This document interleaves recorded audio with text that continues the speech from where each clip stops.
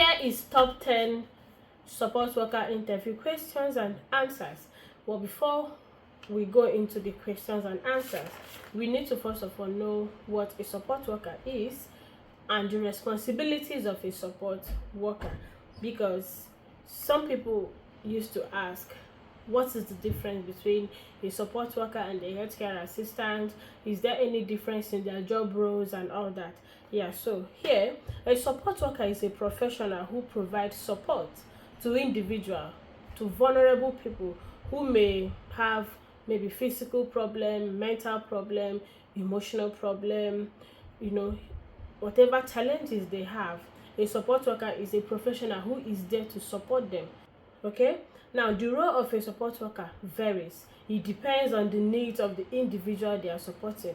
Your role, your duty as a support worker varies. There are some people, their duty as a support worker may be just to sit in the office, monitor the CCTV, record whatever the service users are doing.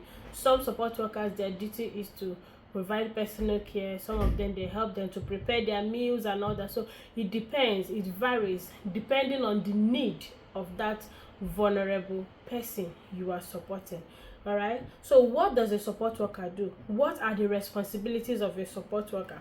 A support worker supports its clients with their day-to-day activities, such as one, personal care. When you talk about personal care, bathing, dressing, grooming, personal care, they support them with household tasks such as cooking, cleaning, going for grocery shopping and all that.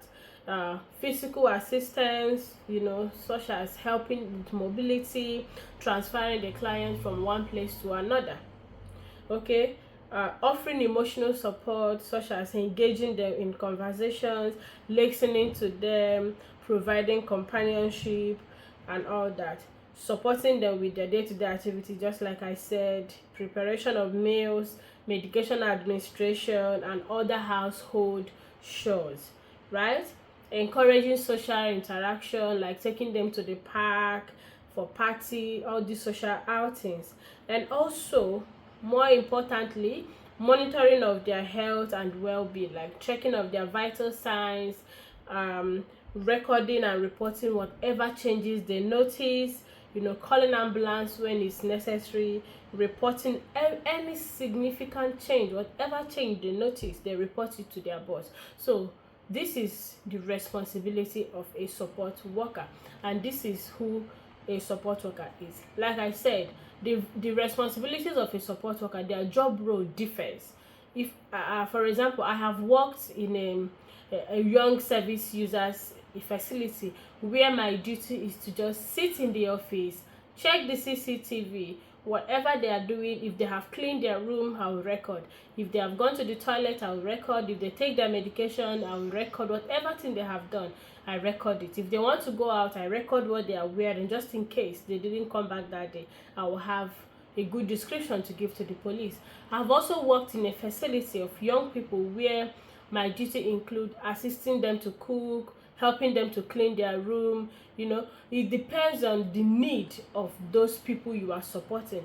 There are some support facilities you will go, everybody in that facility will be going to work. You just have to be there to record the time they left, the time they came back. So it all depends. When you hear support worker, do not think that you don't have any job to do. It depends on the need of those people you are supporting.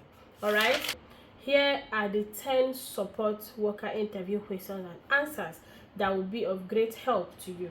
If you are able to make yourself familiar with these 10 questions, your interview is already a success.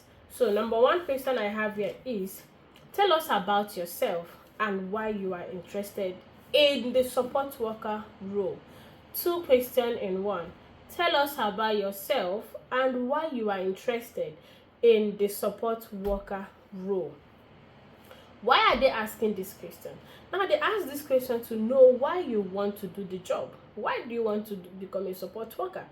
They want to know what interested you, like what motivated you to apply for the job. What is your interest? They want to know your personality. They want to know if your goal aligns with their own. So that is why they are asking you to tell them about yourself and why you are interested in the job. To answer this question, listen, you have to tell them shortly about yourself, like introduction about yourself. Tell them your skill shortly, your experience from your previous role as a healthcare support worker or as a healthcare assistant. Okay, so these little tips will, if you're able to cover it, like tell them shortly about yourself, your skills, previous experiences in the healthcare role. If you're able to cover it, then you are good to go.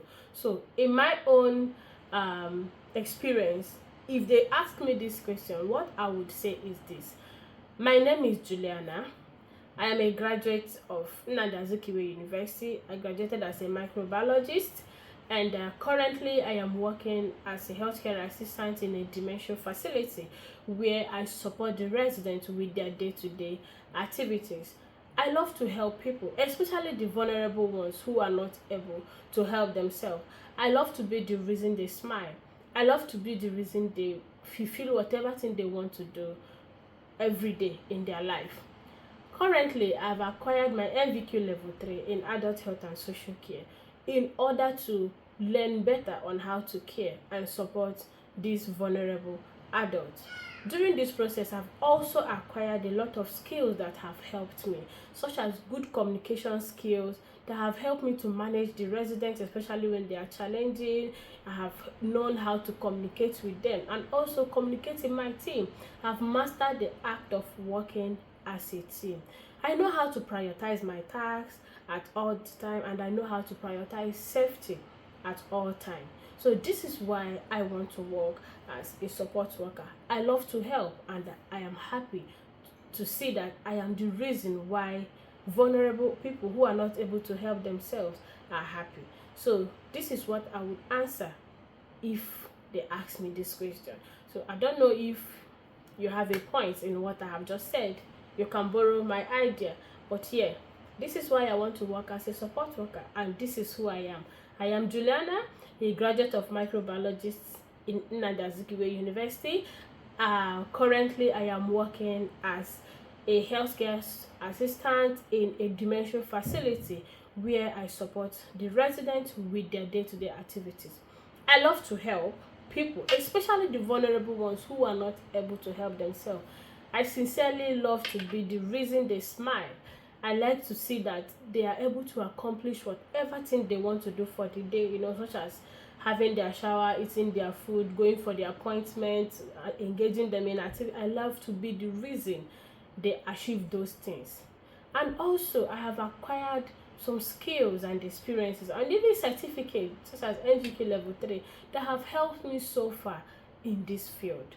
Alright, so this is why I want to be a healthcare support worker. This is why I have applied for this job, and this is who I am.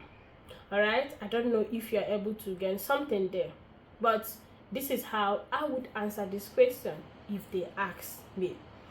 Now, the next question I have, number 2, is what experience do you have working with diverse need?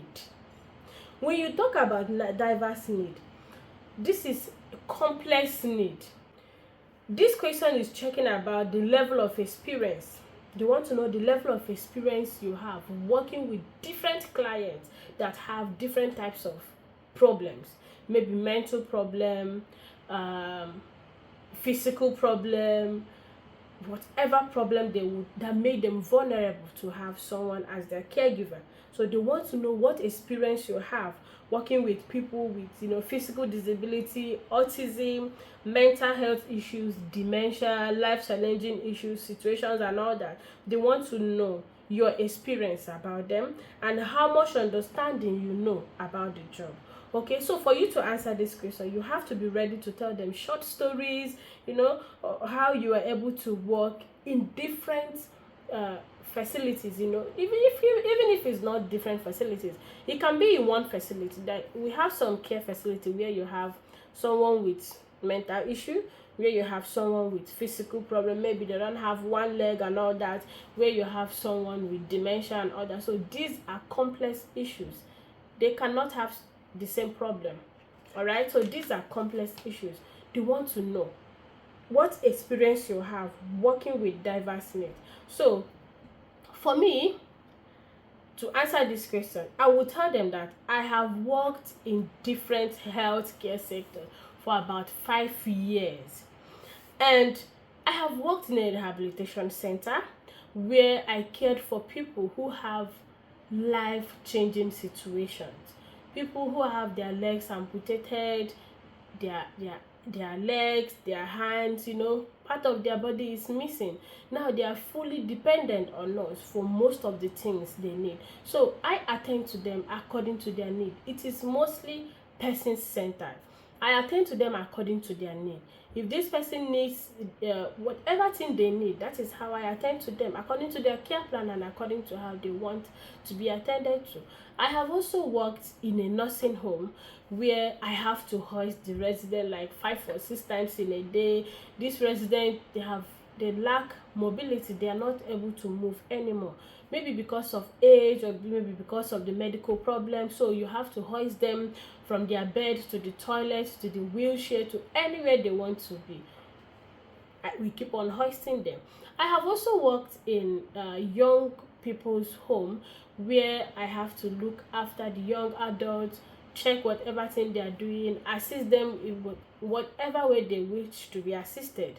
I have also worked currently in a dementia home where I have to assist residents with dementia. Most times they are confusing, challenging and all that, but due to experience and being in the field, I have learned a lot of skills on how to manage them. So it depends on what that resident or that client, depends on the medical condition, it depends on what problem they have. I attend to them according to their needs. All right, so this is me telling them my experience, because what experience do you have working with diverse needs? So I've listed about 4 different needs.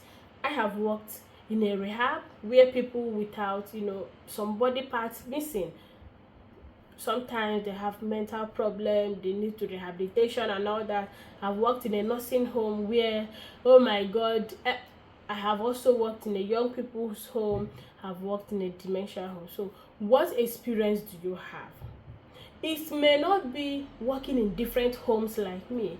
There are some people, maybe in a nursing home, you've got somebody there, the person do not lack mobility. No, they can move about, but maybe they have one problem or the other, that they have a different need from another resident in different room. So you just have to tell them what experience you got working with diverse need, complex need. All right, now I have number 3 question.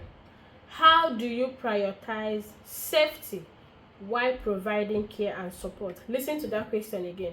How do you prioritize safety while providing care and support?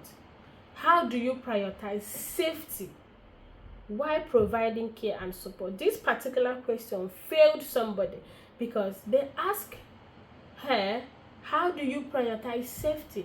And she was answering how she prioritized her task. So don't get it twisted. Prioritizing safety while providing care and support. This question, they just want to understand how you are able to keep the residents safe, comfortable while doing your job. How you are able to, know how the environment should look like, how the area where these residents are staying, how is it supposed to be for them to be safe while you are giving care. For example, the residents they will come into the TV room to watch TV. How safe is the TV room? The chairs, are they well set? Is there any water on the floor that they can sleep on it and fall? Is there any naked wire that can cause electrocution? How safe is that environment? How are you able to prioritize their safety first? If you want to move them from one place to the other, I think the first thing you need to do is to check the environment. That place you want to move them from to that where you are taking them, you have to check the corridor, where the passage area, how safe it is. It safe? Now, those residents you need to move, do you need to walk some? Do you need to use the wheelchair? How safety, how safe is it? That is what they are asking you. How do you prioritize their safety while giving care? So you have to tell them, you have to let them know that safety is your priority. If you are safe as a caregiver, then your residents should be safe. Your clients have to be safe. But if you are not safe as a caregiver, if you don't care, you don't even care if there is water on the floor, you just smash on it and walk away. You don't care if that water will make you sleep. Is there any banana peels on you don't care. If you don't care about yourself, how would you care about other people? So letting them know that as a caregiver, safety, you prioritize safety. Me, I prioritize safety. If a place is not safe, I don't go there. So if I shouldn't go where it's not safe, my residents or my clients, they cannot go there. So you have to let them know that safety is a priority. Okay, so if you are safe, your residents should be safe as well. So you make sure that you follow the rules, safety rules in the care home or wherever you are working. We have safety rule for manual handling. If you want to transfer residents from the bed to the wheelchair or from the wheelchair to the armchair, however you want to hoist them, you make sure you follow the safety rule. You want to pick something on the floor, you don't just bend down like that to pick, or you want to put on their shoes, you don't bend down, you squat, because that is the safety way to do so. All right, you want to move them from one place to the other, you check if the environment is safe, if there's anything that can cause fall, anything that can, because you check if the footwear they are putting on is safe for them to walk. I have had a case, where a resident was moving from one place to another and they had a fall. How? What caused it? The footwear they are putting on is not suitable for them to walk. It is sticking on the floor, so it made them to fall. Is the footwear they are putting on safe? The wheelchair you are using, is it safe? For example, you are taking a resident for hospital appointment. That is care you are giving. Now, as you are going for that appointment, is it safe? The wheelchair you are using, is it safe to take? That is what they are asking. That is what the question says. How do you prioritize safety while providing care and support? So you want to provide care. For example, again, you want to give them shower in the bathroom. This is care you want to give. How do you prioritize safety before you give that care? You make sure that the towels are there. You make sure that the clothes they will wear is there. You make sure the cream, whatever thing they will need is there, so that you don't leave them halfway. Maybe you finish giving them shower and there is no towel to use, so you have to leave them in the bathroom to run to get a towel. There is possibility they will have a fall. As they are coming back, they will try to stand up to go on their own and they will fall. So what safety measures, or how cautious are you about their safety and your safety as well while providing care? That is what the question is asking, and I hope examples I just gave will help you to put one or two together. Also, I made mention of checking the environment, making sure that it's safe. I made mention of making sure that the wheelchair they are using is safe. If the foot lock is there, the seat belt is there, the pedals, where they have to put their leg is there, the brake is working. If you have been trained to give medication, do you give medication on time? All these things are safety measures. Do you put them in place as you are giving your care? That is what the question is seeking to find. Remember, I am not just telling you answers to this. No, I am letting you understand what this question is seeking, what answer they want from you. Now, that answer is what we are practicing on a daily basis. A lot of people do these things on a daily basis, but they don't know how to put it into, to say it in a more convincing way. It's not that they don't know it, they know it. Even if you've not worked in care sector before, at home, if you have children at home, if water is on the floor, you run and clean it so they don't run and sleep on it and fall. That is you prioritizing safety while caring for these kids. So it is not a rocket science. You know it, and I'm very sure that you know it. All right. The next question I have here, number 4 question is, Can you describe a challenging situation with a client and how you handle it? This question keep coming in a different way. Can you describe a challenging situation with a client and how you handle it? You see, this particular question, it could also be asked as, tell us about a time you managed a challenging resident and how you handled it. It could be any, they can turn it in any way. So for you to answer this question, they have said describe. Remember, can you describe a challenging situation with the client and how you handle it? It requires you to answer with STAR method, STAR, STAR method of answering interview questions. That is what we will use, because they say describe. We want to describe, and for you to describe something, there must have to be a situation, there must have to be a task, you need to have action, and there must be a result. Okay, so this question want to find out your problem solving skills. Remember, in your CV you might put as one of your skills problem solving. Now they've come up with this question. You have a challenging situation, a resident is up and down everywhere, how do you handle it? All right, now I will start with S. The S I have here is, remember, you must have a situation. Like I said, there must be something on ground. That is the situation. S. So this is my sample answer. I have a resident who was refusing care. He declines personal care and do not want anyone to tell them about having wash or shower. This is a situation, a challenging situation. A resident, this is common thing we encounter on a daily basis. You see residents saying, I don't want to have wash, leave my room, leave my room. And this resident is soaking wet. They are incontinent of either physics or urine, so you need to do something. All right, so coming back again, S, which is the situation.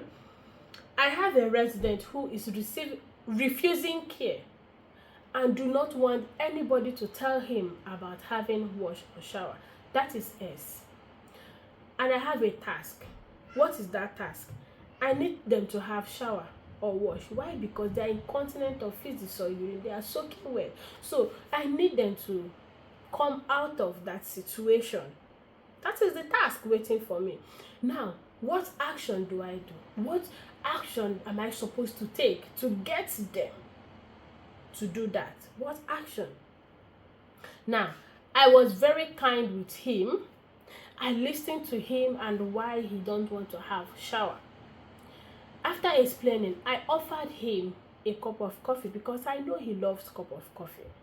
He accepted, and while he was taking cup of coffee, I was gisting him. I was, telling him, your bed sheet is soaking wet, your clothes are soaking wet. You don't have to be like this. Don't you want people to come and say hi to you? If somebody comes in or you have a visitor, you never can tell. They see you in this condition, it wouldn't be nice. I was polite enough, I was patient enough, talking to him while he's sipping his cup of coffee. At the same time, I was preparing the bathroom for just in case he agrees. And after that, when he finished taking his coffee, he agreed. He said, okay, let's go and have a wash. And we went to his bathroom. He had a wash.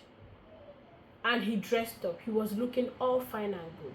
Remember, before I forget, when you have questions that say describe, tell us about, please, after telling them that story, it is good to also tell them lesson learned.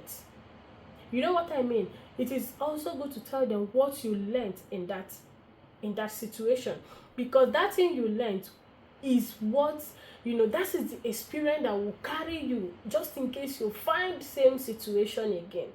Now, I've got a resident who is refusing care. He doesn't want to have shower. He doesn't want to have wash. And I need them to have a wash or shower because they are incontinent of physics or urine. It's not looking good at all. If they are not words or anything, I would not mind. If they say no, no problem, I will record it and come back later. But because they are soaking words, all words, their clothes and their bedsheet, I need them to have a watch. But at the same time, I need them to take their time to agree, because I cannot force them. Yeah. So what did I do? My action was, because I know I am familiar with their care plan, I offered him a cup of coffee, which they agreed. As he was sipping the cup of coffee, gently, patiently, I was telling him, you don't need to be like this. What if you have a visitor? What if somebody comes in to say hi and they found you in this condition? You wouldn't be nice and all that. At the same time, I was getting ready, just in case he agrees. I made the clothes ready, everything ready in the bathroom. As he finished with the cup of coffee, he said, okay, we can go and have wash now, we can go and have shower. And we went into the bathroom. He had a shower. I changed his bed sheets, changed his new clothes. He was looking all fine and good, and he was happy. That taught me a lesson that patience and being kind, slow and steady wins the race. Being patient, being slow, being gentle, slow, steady, giving them time wins the race. But if had it been I was in a hurry, like, you have to do it now, it will result to abuse. So that taught me a lesson. So if I meet such situation again, I will still have to use that same strategy. Taking my time, speaking to them gently, giving them, gisting them, offering them what they like, and that is it. I also have another experience where I've got a resident who said he will not take medication except he goes to the park. It was very difficult, and I said to him, if you take the medication, I promise you that I will take you to the park. He refused, but after some time he said, did you promise? I said yes. He accepted the medication, and after I finished what I did, I make out time to take him to the park. I monitored him, stayed in the park, he had fun, enjoyed himself with other people from the community. He was very happy. And we went back. In the evening, he was the one asking us when is the time for the next medication, because he already trusted me. He believed that if he takes his medication, I will take him to the park. So we started doing it like that. And before you know it, he became relaxed. He started taking his medication. He already know if he takes his medication in the morning, take his medication in the afternoon, during time for my break, we are going to the park. And that is what has been helping us. So it's still the same, patient, keeping to your words, because if after taking that medication and I did not take him to the park, number one, he will lose confidence in me. He won't believe in whatever thing I have to say any other time, or whatever promise another person makes to him, he will not accept it. So that thing taught me a lesson that if I promise to do something for them, I have to do it. Remember, this resident was challenging, doesn't want to take medication, yeah?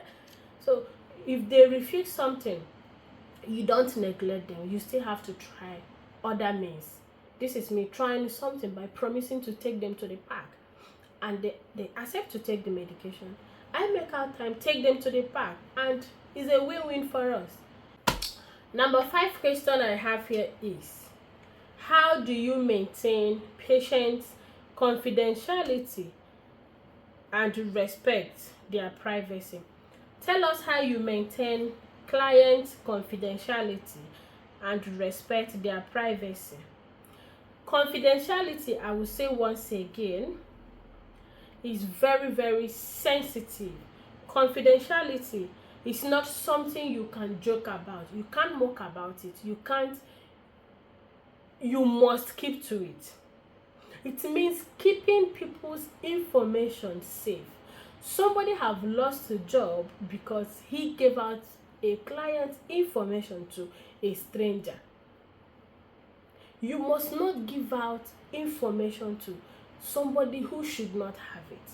The only person that have access, that must or should have access to your client's information, is your manager, the GP, the doctor involved, the advocate. Even at that, you still need to confirm from your manager if you have to give them.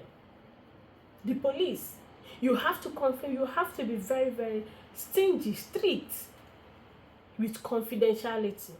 People's privacy, their information, on no account should you give it out. So answering this question, how do you maintain client confidentiality and respect their privacy? First of all, I make sure that I share information, the client information, only to people who have authority to have access to it. That is number one thing. People like the GP, the doctor, the nurses, the manager. That is number one. Number two, I make sure that wherever their information is saved, is secured. If it's in the cupboard, wardrobe, I make sure that it's very locked, that nobody have access to that. Their privacy, before I enter their room, I make sure I knock. I greet them, I respect them. If I want to give them shower, I make sure that the windows and curtains are closed. This is me maintaining their privacy. This also can be used to answer dignity, maintaining dignity and privacy, confidentiality. Confidentiality is more of information, protecting their information, their data, making sure it does not get to unauthorized person. But when you talk about dignity and privacy, it is respecting them. You want to go to their room, you knock on the door, you want to put on their lights, you ask them for permission, you want to give them wash, you seek for consent.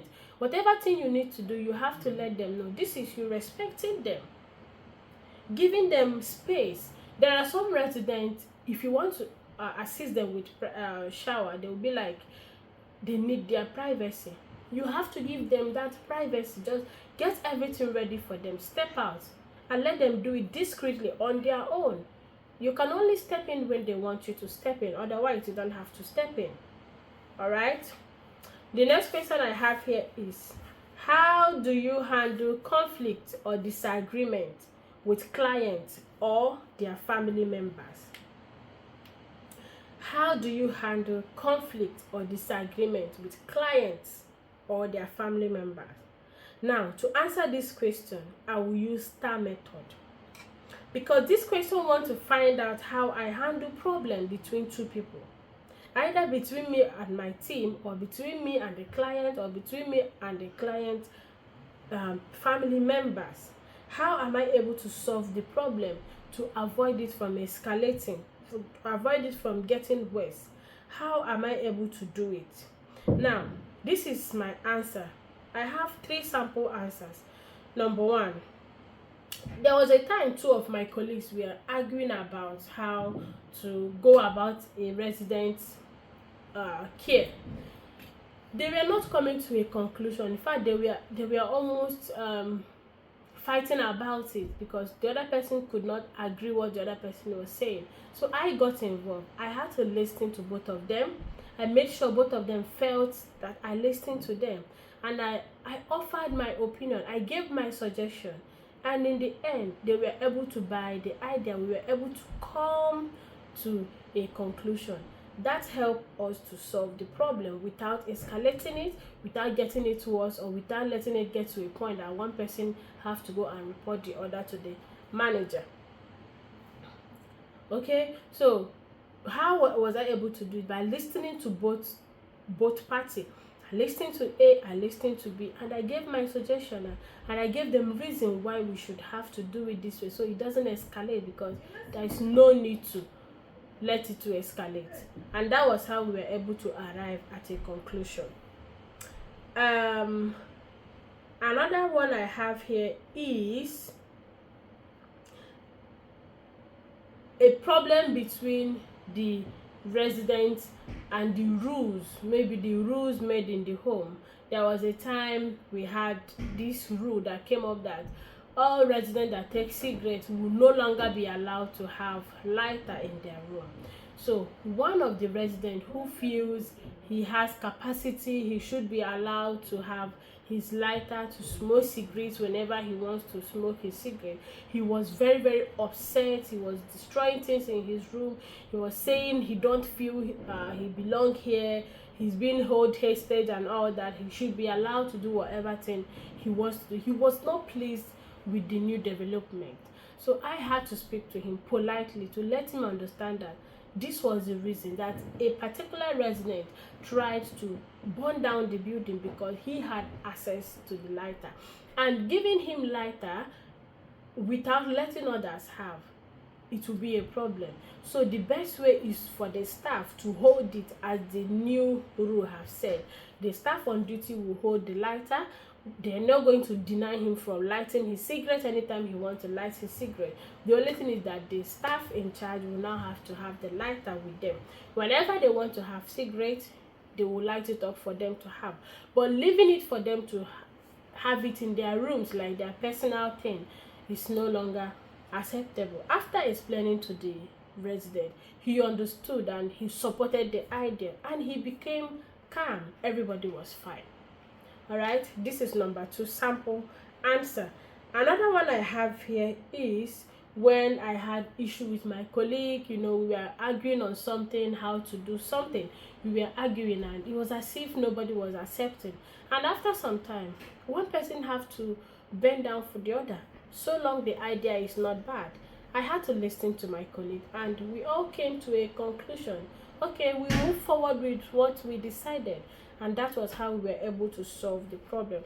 So why am I telling you all these stories? They are looking at your problem solving skill. This is the second time problem solving is coming in. They want to know if you are able to solve some problem by yourself. How are you able to solve some problems without letting it escalate? Because I must be honest, it's not every management that will want you to be bringing complaint all the time. The things that is not worth complaining. You are coming to the office to complain. What have you done as a person? If you are the manager, every time staff are bringing complaint, even to the little things they can solve by themselves, how would you do it?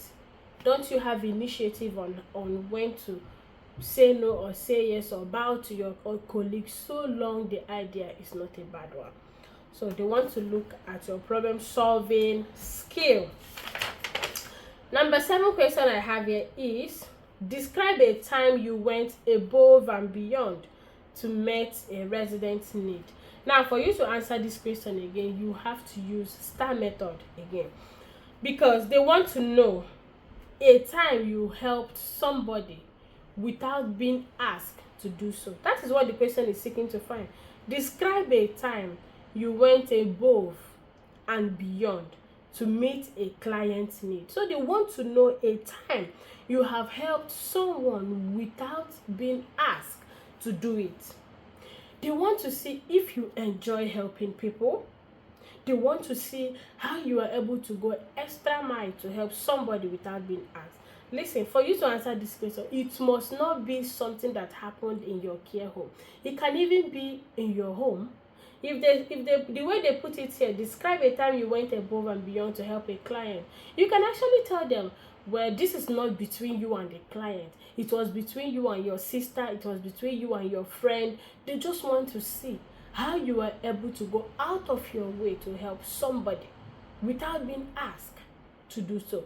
Now, I will give us a lot of sample answers. First of all, I will give you with the one of my clients. I could remember then when I was working in North London, I've got one of a service user who he likes YouTube. He was vlogging, but sometimes he find it difficult on how to place his camera, how to do. It's not my duty to do that for him. I shouldn't appear in his camera or whatever thing he's doing, but I go to help him set up. I taught him how to set it up, how to do this, how the angles and everything. He was very happy. He was very, very happy. He learned it from me. He was very, very happy. So I did it because I love to help. Otherwise, I would just, it's not my duty, yeah? It's not in my responsibility. I will let him do his thing. If he's not happy, so be it. But because I love to help, I have to help him set it up. Teach him how to set it, the angles and everything. That is number 1 sample. Another sample I have here is I've got my resident who is very, very good with painting and all that. So one of his friend downstairs, it was his birthday, so he want to paint some things for her, but he got no painting materials. And I as a person, I've got a lot of painting materials back home because my brother does painting as well. So I brought some basic painting materials for the residents and I gave it to him. He was very, very excited. So he used it and was able to do the painting he wanted to do for his friend downstairs. This was happened in the care setting. Now, how about maybe in your home, or you can say that you've got, all of us have got, most of us have got this experience where you have your sister that have dumped a lot of dirty clothes. She's not washing it, maybe because she's busy going to work. She keep on postponing it and postpone. It's not your duty to do so, because whoever wear his or her clothes should be able to wash it, right? But you took it upon yourself to pack all those clothes, and we don't even have washing machine. We use our hand to wash, so that is a hard job. It's a hard work, yeah, but you did it for her. Why? Because you love to help. She's busy, so you love to help. There was also a time my mom went to market. She left me and my sibling, my younger sibling. She did not cook. We've not had our bath, so we were supposed to wait for her to come back and do that. But because I was able to do it, I had my bath. I had to bathe 3 of my younger siblings. I made food for us. We all ate, and I put them to bed to sleep. When my younger siblings slept, I cleaned the house, mopped everything, and when my mom came back, she was very happy and she was surprised I did that. So find something. That is what this thing is asking. And like I said, these things are not rocket science. It must not be in the care home, in the care home, in the care home. Once you understand the concept, once you understand what that question is seeking, use whatever real life experience you have to answer it. These things are my experience, yes, because care setting is similar everywhere. Many people can have similar experiences, yet, but whenever you are answering questions, make it personal. Make it personal. Make it align with your own experience. This is the reason sometimes they will send you a message that somebody answered something that is close, something that is more relatable to what they know. It depends on what you answer. Do not just copy what I have said verbatim to go and give to them. No. What is your own experience? You can imagine, I'm working in a care facility, and I give them example with when I have a client who had it difficult to set up his YouTube kit and all that, and I help. Now, somebody else will come who is not working in the care sector, or who is working, but this type of thing went above and beyond. The experience is at home, and he come out to say that he has got a sister who have a dump of clothes. I'm sorry, but she was supposed to wash that clothes, but because he's busy, she always postpone, and we don't have washing machine back home in the village. We need to use our hands to wash, so washing clothes can be a hard work. I had to take it upon myself to do all the washing for her. I did it, clean it, dry it, everything, and kept it for her. When she came back, she was like, she didn't believe it. This is you going out of your way to help. You did that because you love to help. If you don't like to help, you wouldn't do that. So if you can't do that for your sister, there is possibility that you can still do it for someone else. This is you using your initiative, knowing that this person needs this help. But due to one or two things, because she's going to work, she's not able to do the washing. If you go to care home, if you see a resident that need help, because they are vulnerable, they are not able to do it, your initiative can still tell you to do this for them. So this is it. Another one I have here, number 8 question says, how do you ensure effective communication with clients? Effective communication. Remember, when we talk about communication, it is not only the way we talk. Body language is communication. Signs and signals is communication. So when they ask this question, they want to see how you are able to communicate. And if you are not able to communicate, what do you do? I remember someone that went for NHS interview. They asked her, you've got a resident who is dumb, or say that dumb or something, but is not able to speak, and they are trying to communicate with you. You don't understand what they are saying. What would you do? The person answered that she will seek help from the professional, the speech therapist, the people that are in charge of speech problem and all that, to help translate whatever they are saying, and she passed it. So how do you ensure effective communication with clients? So they want to know if you are good at talking with people. They want to know if you are able to find your way to communicate with the client. If you know what to do or what to say at every point in time. They want to know if it's difficult, if you have someone who have difficulty in communication, what would you do? So the answers I have here is that I ensure to listen, pay close attention to their body language and expression. I communicate in a very clear term, without using ambiguous word, without using a very big word that somebody might have to go and look up in the dictionary before they find out what I'm saying. And if the resident requires signs and signal, I work with the speech therapist to learn how best to communicate with them. Okay, so that is how to ensure effective communication with client. Number 9, how do you manage your time with multiple clients? How do you manage your time with multiple clients? This question is also, how do you prioritize your task? When you have a lot of things waiting for you, how do you prioritize your task? So this question is assessing your organizational skills. When you have a lot of things waiting for you to do, how are you able to organize them to be able to do it properly? How are you able to multitask? Your multitasking ability, your organization skills, and how you are able to maintain still quality time to the client even when you have a whole lot waiting for you. They want to know if you can handle many tasks at the same time and still give quality time and care to the client. It can be time consuming, but this is what it is. Yeah, it is what it is.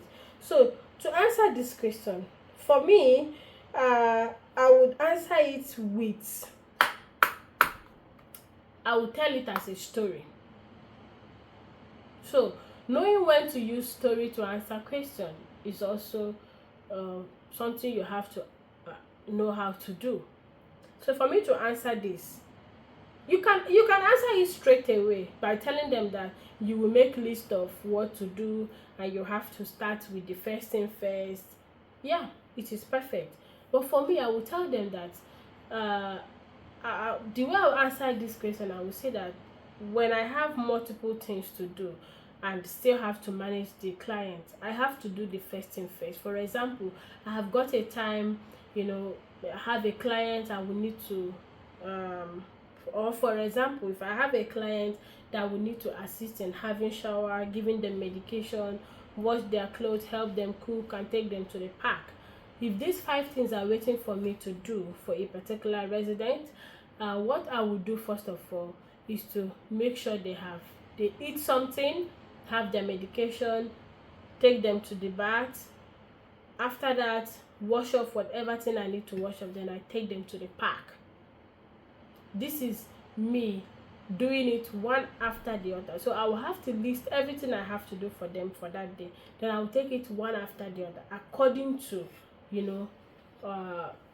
according to them, their urgency, the one that is more urgent. Somebody needs to eat and have medication. I cannot leave food and medication and first of all take them to the park. Do you understand? So when you have multiple tasks waiting for you, make a list of it. Start from the one that is more urgent and to the lesser one. And also, if I'm feeling choked, I will have to seek for help. I don't have to wait to feel choked. I have to seek for help. But remember, support workers mostly are lone workers. So please know when to use that word, seek for help. Support workers sometimes, or even most times, they are lone workers. So as a lone worker, you have all these things waiting for you. What do? You have to make a list and follow it accordingly. All right? So the last question I have here, is, how do you handle emotionally demanding situation? When people are angry, when they are grieving, they are crying, the atmosphere is tensed. How do you handle this situation? Emotionally demanding situation. Remember, a healthy caregiver is a healthy resident. If as a caregiver I am fine, my resident should be fine. But if as a caregiver I'm not okay, I'm not stable, I can't do nothing for them. Yeah, I won't do nothing for them. So if you have emotionally demanding situation, what do you do? Well, to me, I've got that experience where I have a resident who lost his wife, always crying, doesn't want food, don't want to see anybody because he's grieving about the wife. So what I do is to go closer to them, engage them, talk with them, just have a word with them. And that is what I do. Make them feel better, encourage them, make them feel better. Take a deep breath, tell them that thing works. When you are very, very upset and you manage to hold yourself to take a deep breath, you will feel a little bit better. So if I have emotionally demanding situation, just like someone that is grieving and all that needs emotional support, what I do is to take my time, communicate with them, engage them, try to encourage them, try to make them feel better, and I make sure I take a deep breath. If I need break, I will take break and come back and continue. Right? So these are the top 10 support worker interview questions I have here with me. I hope this helps, and as you are going for your interview, I wish you all the best. If you love this channel, please remember to subscribe, share, drop your comment. If you have any question, if you have any particular interview question you want me to attend to, put it down in the comment section. I will do justice to that. The next one I have here is 15 healthcare assistant interview question. Wait for it.